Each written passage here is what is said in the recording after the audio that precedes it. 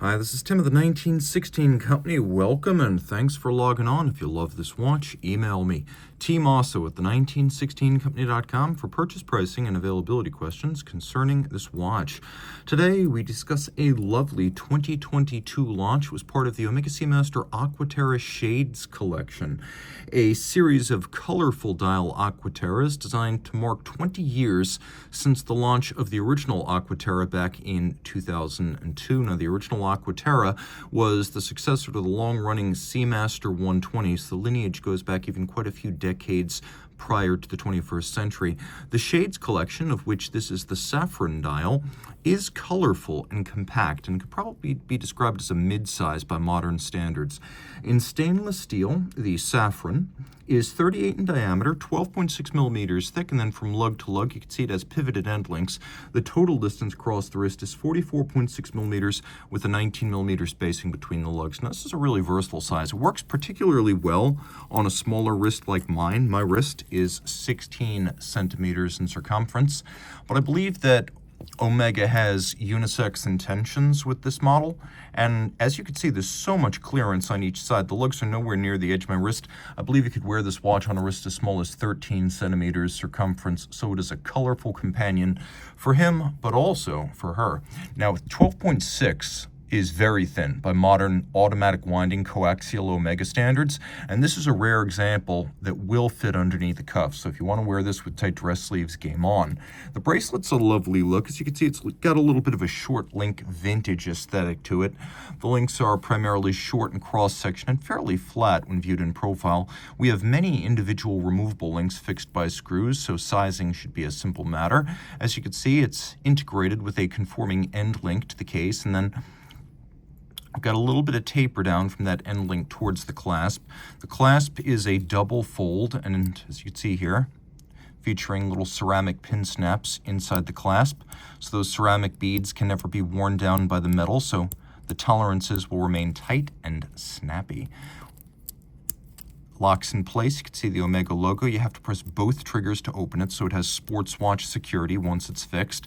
Case is interesting because we don't have the normal dichotomy of satin and polish that we find on a lot of these lyre lug style cases.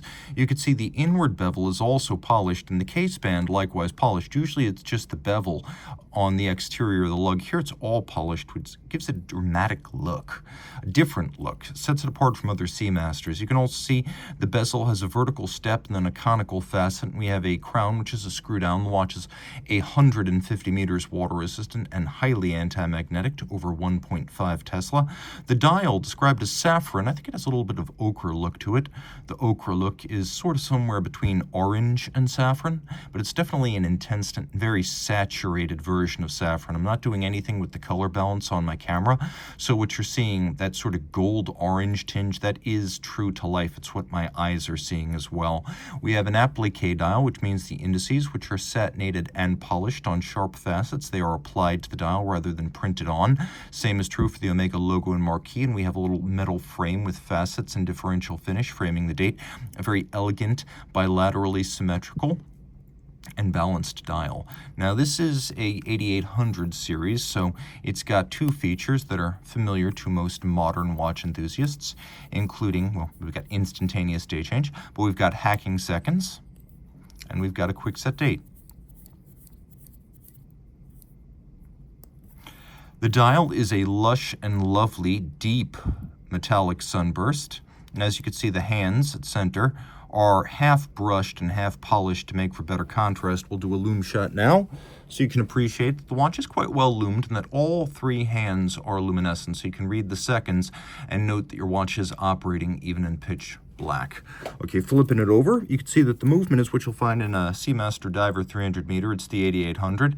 You can see it's an automatic winder. It's the single barrel 55-hour power reserve, hacking quickset, coaxial escapement for tangential friction rather than the sliding friction of a Swiss lever. So this is not a Swiss lever escapement. It is a coaxial direct and indirect impulse created by Dr. George Daniels of Britain and industrialized by Omega.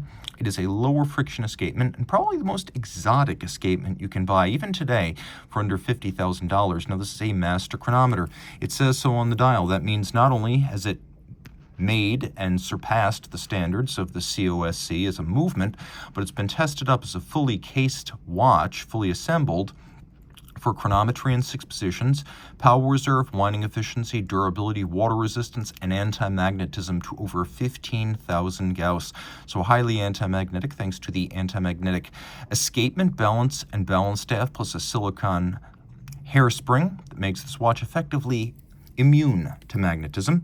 It has a beat rate of 25,200 vibrations per hour, and you can see that the architecture of the movement with a full balance bridge and a free sprung balance is very shock tolerant, and it all pivots on 35 joules. If you love this watch, reach out to Team Mosso at the 1916company.com for purchase and pricing details.